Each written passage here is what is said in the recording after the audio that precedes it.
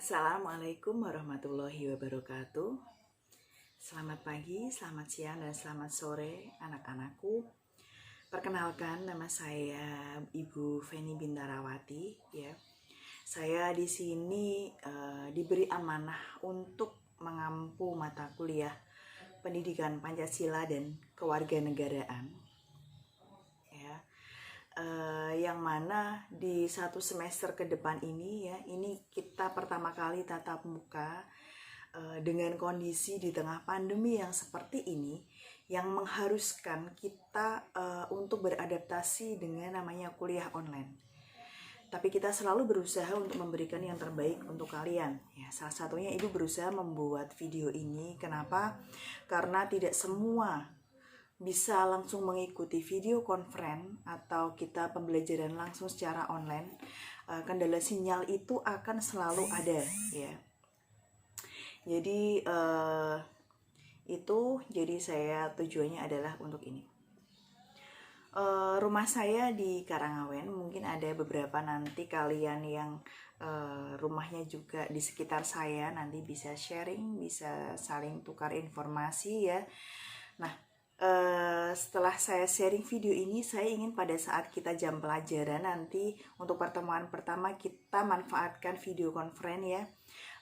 Karena saya juga ingin tahu siapa saja sih anak-anak saya yang saya ampu. Jadi kita bisa berbicara banyak di situ, lebih ke sharing ide, sharing bagaimana rencana kita nanti satu semester ke depan, kesepakatan apa sih yang atau masukan apa dari kalian yang nanti bisa kalian sharing kepada ibu di situ. Nah, ini pada kesempatan kali ini saya ada di mahasiswa IH ya. Pada dasarnya itu adalah bagaimana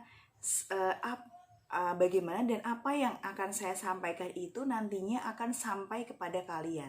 Entah itu bagaimanapun caranya, karena kita dalam keadaan seperti ini ya. Maka dari itu saya berusaha semaksimal mungkin totalitas untuk kalian, bagaimana ilmu itu nanti bisa nyampe ke kalian ya. Jadi saya tidak ingin memberatkan, kita sama-sama santai, tetapi materi tetap kalian pahami, kalian mengerti ya. Kalau ada apa-apa kita bisa berdiskusi. Jadi setiap insya Allah setiap pertemuan nanti akan saya buat video pembelajarannya. Jadi pada saat jam pelajaran kita tinggal diskusi, kita bahas apa yang kalian sih nggak paham di situ. Nah, jika memungkinkan Vicon, kita akan melakukan Vicon. Jika tidak, kita berdiskusi bisa lewat platform e-learning, platform WA group, ataupun platform classroom ya, atau yang lainnya yang nanti kita sepakati pada saat kita lakukan video conference. Oke, untuk mempersingkat waktu, kita langsung masuk ke kontrak perkuliahan terlebih dahulu ya.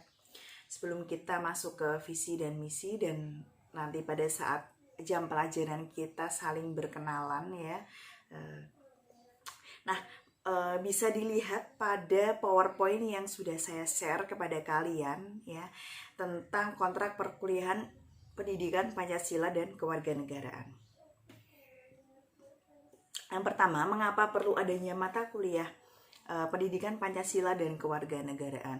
Udah dari SD, dari TK bahkan ya, dari sekarang kurikulum PAUD pun ada tentang bagaimana cinta Indonesia ya, tentang PPKN itu ada. Jadi dari terkecil, dari tingkat dasar, sekolah dasar, SMP, SMA, dan kuliah pun itu juga merupakan kurikulum dasar. Kenapa? Agar kalian, rasa cinta kalian terhadap tanah air itu akan selalu melekat di hati kalian. Nah, kalau di luar negeri kita sering ada wamil ya, itu jadi tiap negara itu akan berbeda-beda. Wamil di luar negeri itu yang suka drakor pasti tahu ya, di sana pasti ada wajib militer yang mana semua harus ikut berapa bulan ya, 6 bulan ya kalau nggak salah ya, ikut bagaimana menumbuhkan rasa cinta tanah air terhadap negaranya itu sendiri. Nah, mengapa ada perlu adanya mata kuliah PPKN sendiri, yaitu mewujudkan warga negara yang sadar akan bela negara, yang berlandaskan pemahaman politik kebangsaan dan kepekaan mengembangkan jati diri dan moral bangsa di dalam perik kehidupan berbangsa. Yang kedua adalah mewujudkan rasa cinta tanah air. Tanpa pendidikan Pancasila dan kewarganegaraan yang tepat, ya, itu akan lahir masyarakat egois, masyarakat yang mementingkan diri sendiri. Masyarakat, apalagi sekarang banyak kelompok-kelompok radikal yang ingin memisahkan, yang ingin membuat negara kita itu hancur, ya. Nah, itu jangan sampai kita sebagai seorang mahasiswa itu terprovokasi. Kita harus menjadi mahasiswa yang cerdas. Kemudian tanpa penanaman nilai-nilai Pancasila dan kewarganegaraan juga, keragaman yang ada akan menjadi sumber konflik. Berbeda dikit konflik. Walaupun memang ada beberapa yang masih terjadi seperti itu.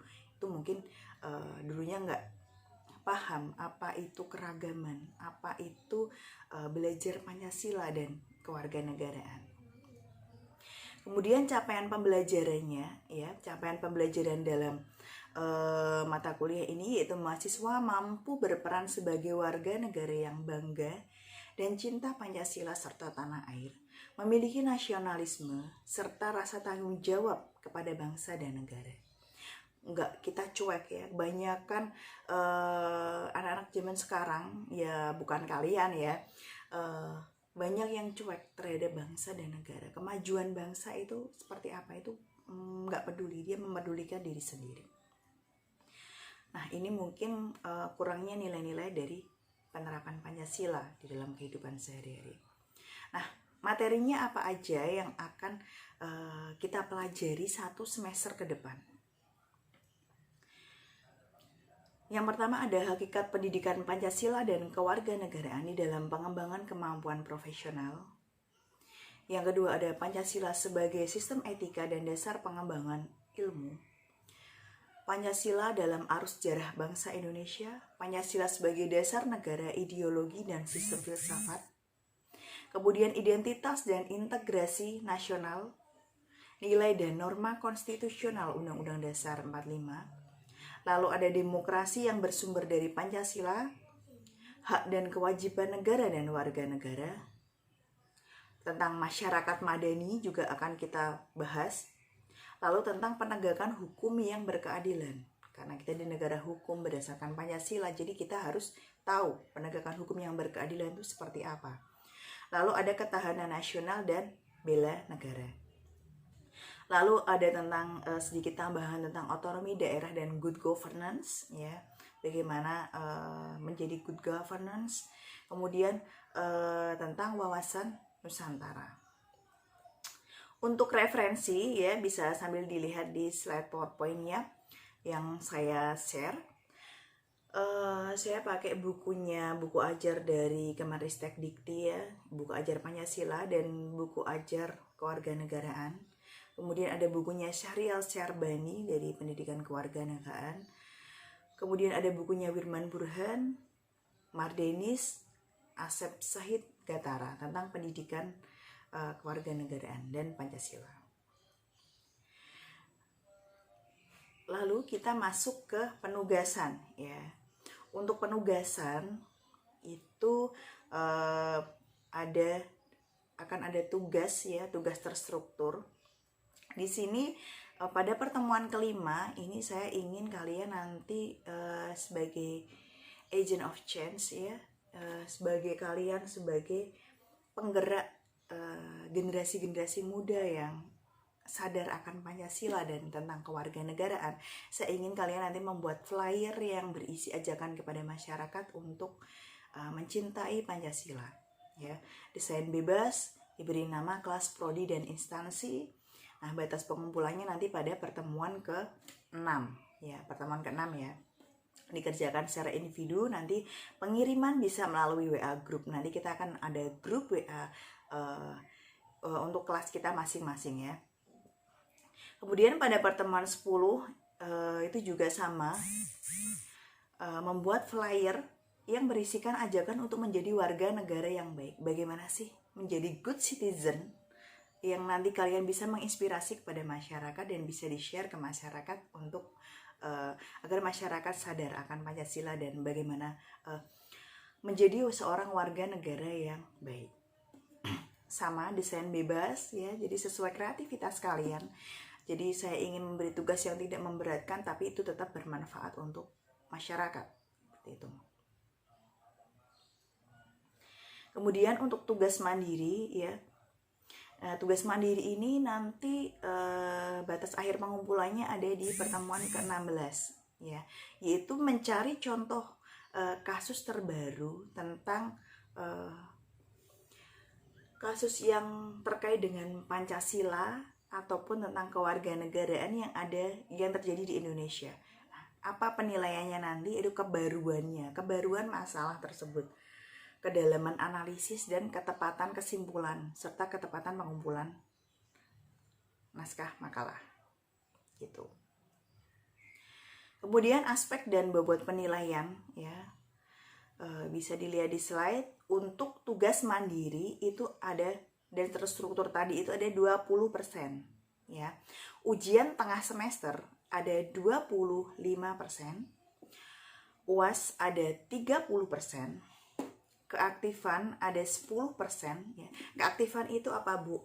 Keaktifan itu adalah pada saat kita berdiskusi secara walaupun secara online ya, kita lakukan diskusi. Jadi setiap diskusi kalian mau mengutarakan pendapat, kalian mau bertanya, kalian mau menjelaskan, itu sebutkan nama dan NIM kalian karena itu akan saya record ya untuk tambahan nilai keaktifan. Kemudian untuk presensi itu ada 15% ya. Jadi saya menghargai yang hadir walaupun kita kuliah online. Nah, 15% itu gimana sih, Bu? Ya, jadi dari total 100% nilai nanti, nilai akhir kalian itu 15%-nya dari kehadiran. Jadi saya ingin setiap perkuliahan itu apabila ada yang berhalangan hadir bisa langsung berkomunikasi dengan Ibu. Ya, langsung japri saja ke nomor saya. Nanti akan saya beri nomor HP saya ya untuk kalian save dan masukkan di grup mungkin untuk mempermudah komunikasi kita. Jadi yang pada intinya adalah kita berkomunikasi yang baik. Seperti itu. Nah, ini untuk kontrak perkuliahan yang saya tawarkan kepada kalian ya. Jadi nanti pada saat jam pelajaran kita tinggal diskusi apa rencana kita ke depan satu semester, masukan-masukan dari kalian apa saja agar kita sama-sama nyaman di dalam menjalankan kuliah online ini. Ya, saya rasa cukup untuk saya paparkan tentang kontrak perkuliahan. Nah, setelah ini kita masuk ke visi dan misi universitas, fakultas, dan prodi. Baik, kita masuk ke pemaparan visi misi dari universitas, fakultas, dan prodi. Pada kali ini kita akan memaparkan tentang visi dan misi Universitas UIN Warisongo Semarang. Oke, kita masuk ke dalam visi dan misi Universitas, fakultas, dan prodi. Ya, untuk materi sudah saya share ya. Visi, misi, dan universitas, fakultas, dan prodi. Jadi ini harus saya sampaikan sebagai apa? Biar jiwa kalian, jiwa keuinan kalian itu selalu melekat kepada kalian. Mungkin beberapa sudah hafal, mungkin hafal yang belakangnya aja ya, 2038 atau apa. Nah, ini harus saya sampaikan kepada kalian. Yang pertama, visi UIN Warisongo Semarang yaitu Universitas Islam Riset Terdepan yang berbasis pada kesatuan ilmu pengetahuan untuk kemanusiaan dan peradaban pada tahun 2038. Nah, lalu untuk misinya, apa sih misinya dari UIN? Yaitu menyelenggarakan pendidikan dan pengajaran ilmu pengetahuan dan teknologi yang berbasis kesatuan ilmu pengetahuan yang menghasilkan lulusan profesional yang berakhlakul karimah, Ini mungkin yang membedakan dengan instansi atau universitas-universitas lain, yaitu kalian punya nilai plus nilai keislaman yang lebih daripada yang lain. Kemudian meningkatkan kualitas penelitian untuk kepentingan Islam, ilmu, dan masyarakat. Yang ketiga adalah menyelenggarakan pengabdian yang bermanfaat untuk pengembangan masyarakat. Lalu yang keempat, menggali, mengembangkan, dan menerapkan nilai-nilai kearifan lokal. Yang kelima, mengembangkan kerjasama dengan berbagai lembaga di dalam skala regional, nasional, maupun internasional. Lalu mewujudkan tata pengelolaan kelembagaan profesional berstandar internasional.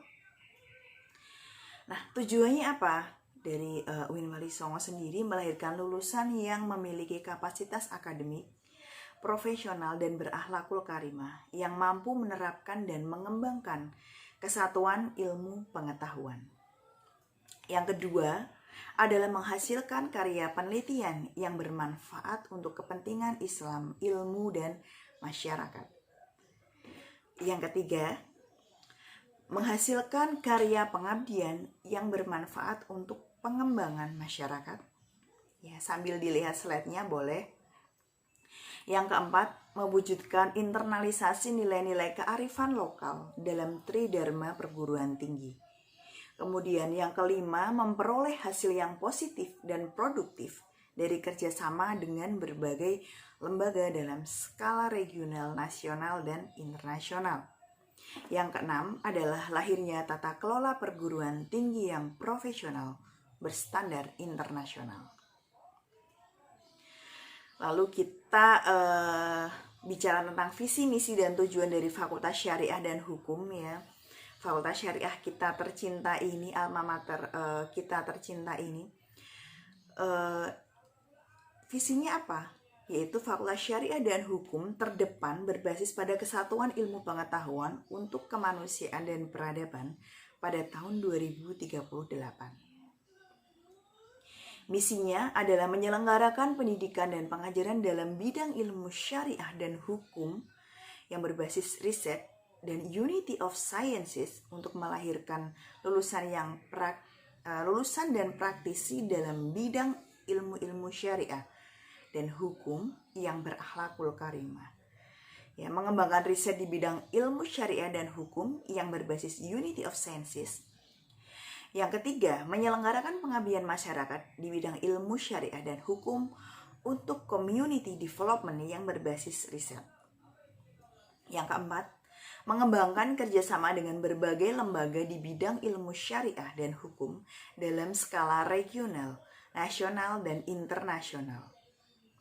Yang kelima, ya, mengembangkan nilai-nilai kearifan lokal yang terkait dengan ilmu syariah dan hukum, mewujudkan tata kelola Fakultas Syariah dan Hukum yang profesional berstandar internasional. Kemudian tujuannya apa? Tujuannya adalah melahirkan lulusan Fakultas Syariah dan Hukum yang punya kapasitas akademik, profesional, berakhlakul karimah yang mampu menerapkan dan mengembangkan kesatuan ilmu pengetahuan. Yang kedua, menghasilkan karya penelitian dalam bidang ilmu syariah dan hukum yang bermanfaat untuk Islam, ilmu, dan masyarakat. Kemudian yang ketiga, menghasilkan karya pengabdian berbasis ilmu syariah dan ilmu hukum yang bermanfaat untuk pengembangan masyarakat. Selanjutnya, tujuannya dari FSH yaitu yang keempat, mewujudkan internalisasi nilai-nilai kearifan lokal yang terkait ilmu syariah dan hukum. Jadi kita tetap menggunakan nilai-nilai kearifan lokal yang ada di tempat kita berada. Kemudian memperoleh hasil yang positif dan produktif dari kerjasama dengan berbagai lembaga di dalam pengembangan ilmu syariah dan hukum di dalam baik skala regional, nasional, ataupun internasional. Kemudian lahirnya tata kelola Fakultas Syariah dan Hukum yang profesional berstandar internasional. Oke, selanjutnya kita masuk ke visi dan misi Prodi Ilmu Hukum. Ya, kebetulan saya juga berada di bawah naungan prodi ilmu hukum itu sendiri ya, jadi harus ekstra ini sama mahasiswa baru kita ya. Oke, visi prodi ilmu hukum adalah terdepan di dalam pengembangan ilmu hukum berbasis Unity of Sciences untuk kemanusiaan dan peradaban di tingkat internasional pada tahun 2038 ya. Kemudian untuk misi dari prodi ilmu hukum sendiri yaitu yang pertama adalah menyelenggarakan pendidikan dan pengajaran ilmu hukum yang berbasis pada Unity of Sciences. Kemudian yang kedua, melaksanakan riset terkait ilmu hukum di dalam rangka mengatasi problematika hukum yang ada di masyarakat. Yang ketiga adalah melaksanakan pengabdian masyarakat di bidang ilmu hukum untuk peradaban dan kemanusiaan. Yang keempat adalah menggali dan menerapkan nilai-nilai kearifan lokal yang terkait dengan ilmu hukum atau permasalahan hukum yang ada di masyarakat. Yang kelima adalah menjalankan kerjasama dengan berbagai lembaga di dalam skala regional, nasional maupun internasional. Yang keenam adalah melaksanakan tata kelola kelembagaan yang profesional dan berstandar internasional. Lalu untuk tujuan prodi ilmu hukum sendiri itu menjawab dari misi itu tadi ya. Yang pertama adalah melahirkan lulusan program studi ilmu hukum yang memiliki kapasitas akademik, profesional, dan berakhlakul karimah yang mampu menerapkan dan mengembangkan kesatuan ilmu pengetahuan. Yang kedua, menghasilkan karya penelitian dalam bidang ilmu hukum yang bermanfaat untuk kepentingan Islam, ilmu, dan masyarakat. Yang ketiga, menghasilkan karya pengabdian berbasis ilmu hukum yang bermanfaat untuk pengembangan masyarakat. Yang keempat adalah mewujudkan internalisasi nilai-nilai kearifan lokal yang terkait ilmu hukum dalam tridharma perguruan tinggi. Memperoleh hasil yang positif dan produktif dengan bekerja sama dengan berbagai lembaga di dalam pengembangan ilmu hukum pada skala regional, nasional, ataupun internasional. Lalu yang terakhir adalah lahirnya tata kelola program studi ilmu hukum yang profesional berstandar internasional. Oke, demikianlah video dari saya ya. Semoga sedikit video perkenalan ini dan menyampaikan visi misi serta kontrak perkuliahan ini memberikan sedikit gambaran. Nanti kita lanjut komunikasi melalui Vicon ya pada saat jam perkuliahan. Kita bicara lebih banyak untuk diskusi dan sharing ide mau seperti apa nanti kita ke depannya, mau yang membuat kita nyaman nanti selama 1 semester ke depan. Saya rasa cukup untuk kali ini. Terima kasih atas perhatiannya. Saya akhiri. Assalamualaikum warahmatullahi wabarakatuh.